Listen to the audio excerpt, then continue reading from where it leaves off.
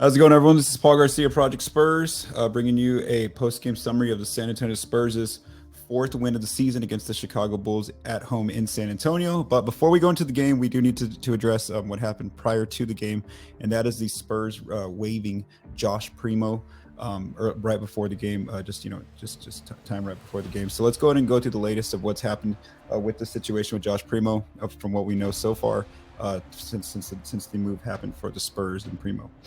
All right, so here I'm going to go through what happened. So first, the organization provided some statements. So first, R.C. Buford in the press release from the team, here was his quote: "It is our hope that in the long run, this decision will serve the best interest of both the organization and Joshua." In that same press release, the Spurs had this statement. They said, "The Spurs organization, including front office executives, coaching staff, and players, will have no additional comments to share at this time." So that was the original statement that the team put out when they waived Primo. Then Coach Pop had his pregame media availability, and the reporters asked him, can you share some more details on the situation of why Primo was waived? And here's what Pop said. He said, "Have you all gotten the statement that we made? That's all I choose to say about that right now. We're going to stick by what we told you all." So, Pop and the organization, like we said there, they haven't provided any details as to why Primo was waived. That's from the Spurs' side. So then the game starts, and it's the Spurs and Bulls are playing. And then Adrian Wojnarowski of ESPN puts out a statement from Josh Primo to ESPN, should I say, on his release from the Spurs. And I'm just going to quote what Woj said from Primo. He says, "I know that you all are surprised by today's announcement. I've been seeking help to deal with previous trauma I suffered and will now take this time to focus on my mental health treatment more fully. I hope to be able to discuss these issues in the future so I can help others who have suffered in a similar way.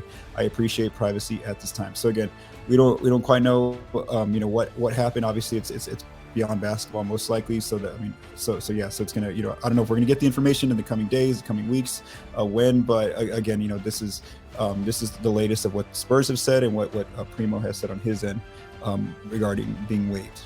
And now let's just go forward. I mean, the decision happened. The Spurs, did waive him. It's already official. Let's see what going forward for the team as far as like their team sheet, their roster sheet. Primo was he had 2 years left on his deal for this season and then next season, and then he had a team option and the following season, and then he could have become a restricted free agent in 25-26.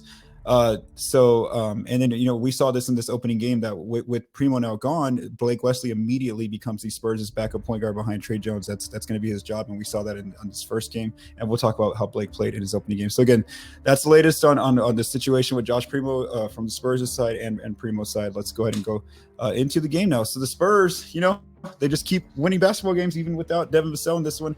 He was still on the injured list, so no Devin Vassell. They ended up they won by 5 against the Chicago Bulls. The Bulls were without Zach LaVine, but still the Bulls were favored by 5.5 points, and the Spurs pulled off the win. Keldon Johnson had a remarkable game here. I have the leading scorers from both teams with 33 points to match DeMar DeRozan on the other side. Keldon just phenomenal again from three, continuing to just put three-pointers up. Even with hands in his face, it's not like he's getting like I've seen in the data, he's not getting a lot of wide open threes like he did last year. Teams are actually, they're scared of Keldon. They're worried about him, and so he's still, putting up these kind of numbers, even when defenses are prepared for him. One of his biggest things was how aggressive he was, especially in the fourth quarter. So I really want to go more quarter by quarter of how Keldon was performing in this game, and just also provide a quick recap. So in the first quarter, the Spurs win that quarter by 7 points. Keldon ends up with a 12-point first quarter. Mostly a lot of his points came from the three-point line. By halftime, the Spurs were up by 2 points. Then in the third quarter, it was tied, and Keldon had an 8-point third quarter. And here's where you really see some growth from him, that it's just not all three-point shooting. In the fourth quarter, Keldon scores 13 of his 33 points, and he goes 8 of 9 from the free throw line. So the fact that he got to the free throw line is a huge improvement for him. He's very aggressive, like I mentioned before, on his drives. He's getting a lot of contact now. And so we see that there, the fact that he got to the free throw line in the fourth quarter, and that's when the team needs him to step up, and he did, especially with no Vassell. Keldon really had a great game here with 33 points leading the Spurs. Jakob Poeltl was a monster in the paint. I mean, look at that, 20 points, a 20 paint-point game for Poeltl, so 20 of his 21 points in the paint. The Bulls had a really tough time stopping him and his inside scoring. Zach Collins off the bench with the versatile scoring game, 8 points in the paint, six points from outside. His 3-point shot was going in, and 2 points from mid-range. Yeah, Jeremy Sohan put up his third double-digit scoring game, 6 points in the paint. He made 2 threes, and also he had a free throw, so his 3-point shot he's continued to take those threes if they're there for him. He's continued to get out on the break and try to finish, especially out on like out of the break for alley-oops and things like that. He had a really cool play where there was like a high-low action. I don't remember who threw the pass. I want to say it was Zach Collins or Pirtle. One of the bigs threw the pass to him, and he kind of like used the backdoor cut, and he got the just the one bounce, and he put up a two-handed dunk. So Sohan's going to continue to get better as he gets more NBA experience, especially being a starter and getting good quality minutes. Josh Richardson started for Devin Vassell, and he ends up with another double-digit game of 12 points, 6 points from the three-point line. Trey Jones, I want to talk about him. Yes, he had 11 points, which is a little bit lower than his scoring average, but he really put the team, along with Keldon, he was really a force in the fourth quarter, where Trey scored 9 of his 11 points in that fourth quarter when the Spurs needed his scoring the most, and he came through with a double-digit scoring game. And then Blake Wesley had not played an NBA game until tonight, and he ends in his first backup minutes, as the backup point guard now that Primo's gone, he ends up with a 10-point scoring outing, 6 points from three-point line, and then he also had some inside scoring with 4 points in the paint. And so, the Spurs had 7 players finish in double figures. You see there, and I'm going to talk about this in detail a little bit later, that the Spurs again won the three-point line. That's been a big reason why they are being successful right now in this early season. And then, of course, the Bulls, with DeMar DeRozan as their main player, they're not going to take a lot of threes, is what we see here. So DeRozan was the key player for the Bulls. He ends up with 33 points. I mean, he was just outstanding from the mid-range. He ended up with 14 points there. The Bulls, as a team, shot 75% from mid-range. Kobe White off the bench at 19 points for Chicago, and then Andre Drummond had a strong game for Chicago with 17 points, and then Ayo as well with 12, and Patrick Williams with 10. All right. Let's go to the Spurs' standout players. So again, this is just a model that I've been tinkering with, and it rates, it's trying to put in all the box score stats, not just the scoring stats. And so in this one, Jakob Poeltl ends up being, and Keldon Johnson being the two standout players, because it's taking into account other stats besides just scoring. And so Poeltl puts up 21 points, 13 rebounds, another double-double, 4 assists on the night. Keldon Johnson, like I mentioned, 33 points. He almost scored a point per minute. So a very efficient night for Keldon when he's shooting the basketball. Also created for his teammates with 4 assists. Did have 4 turnovers. Trey Jones, 11 points, 4 rebounds, 8 assists. So Trey right there with 8 assists on the night. He did have 5 turnovers there. We did want to note that. Josh Richardson, 12 points, 5 rebounds, another strong assist game for him, 6 assists. Sohan is continuing to get better, like I talked about. So 13 points, 6 rebounds, 5 assists, kind of filling out the stat sheet now in different categories. Collins with 16 points and 6 rebounds. And then Blake Wesley was talking about, because he was his first time getting minutes, and he ends up with 10 points in 15 minutes. So an efficient scoring game for him.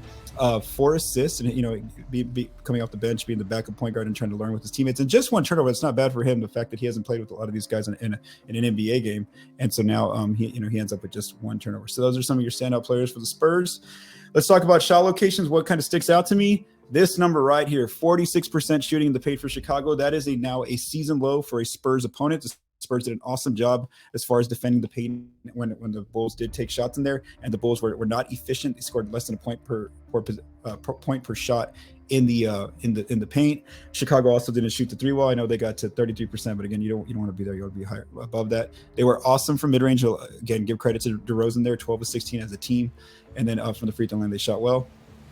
The Bulls did win the 2-point battle, so when you take paint and mid-range together, but the Spurs ended up winning this game because of their 3-point shooting. They outshot the Bulls there by 21 points. They outscored them from the 3-point line. As far as the Spurs, they did, they made 66% of their paint shots, so they were effective there. They're continuing to make their threes very well. They made 16 threes again on the night, and then now 42% shooting. They didn't take a lot of mid-range, which is a good thing. You don't want to take that. It's a bad shot, not an efficient shot. And then also their free throw shooting was pretty good here, 81%. The Bulls did outscore the Spurs 25-10 the fast break, but again, it's mostly because of the Spurs' turnovers, which we'll get to in a little bit here, where the Spurs, that was their one negative on offense, was the fact that they turned the ball over a lot, 21 times in this game, and we can see here that the Bulls ended up getting 30 points off turnovers, and the Spurs, just again weren't able to get out in the break. All right, so now that the Spurs have played 6 games, let's talk about what kind of stuck out on the game tracker between their good stats and bad stats on offense. So some things that stick out is this team is not so far they're not giving up double-digit leads. So when they go, yes, the opponent can come back, but the Spurs are holding the overall win by the end of the night. So they are now 4-0 when leading by 10 points. They did go up by 14 in the first half, but Chicago came back and got the lead.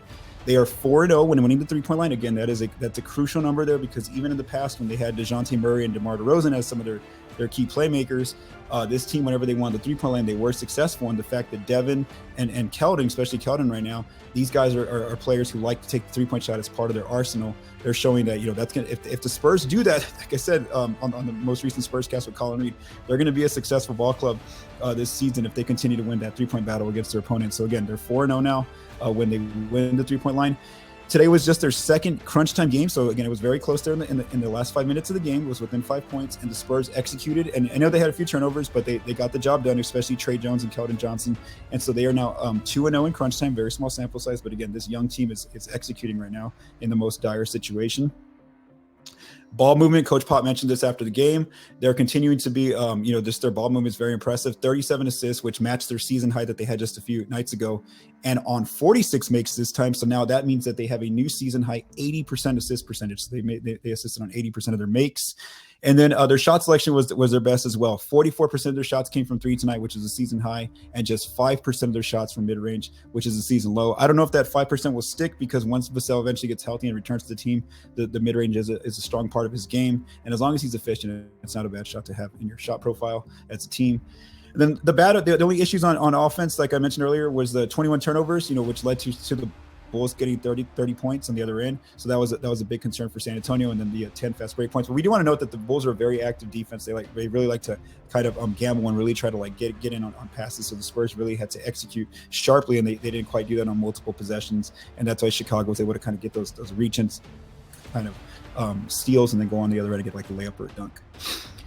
As far as defense, the good for San Antonio, like I mentioned earlier, their paint defense was excellent. Chicago only made 46% of their shots there, which is the season best for San Antonio's defense. The bad, again, just the transition defense, and that's mostly because of the turnovers. Spurs allowed 25 fast break points, and 20% of the Bulls' points came from their defense. And then lastly, on the boards, they had some difficulty. The Spurs, Chicago grabbed 15 offensive rebounds, which is a season high for a Spurs opponent. And that meant that they scored 22 points on the other end. On the second chance points, which is also a season high for a Spurs opponent. So that was the issues on defense. Again, it's been more so the strength of this team has been their offense rather than their defense.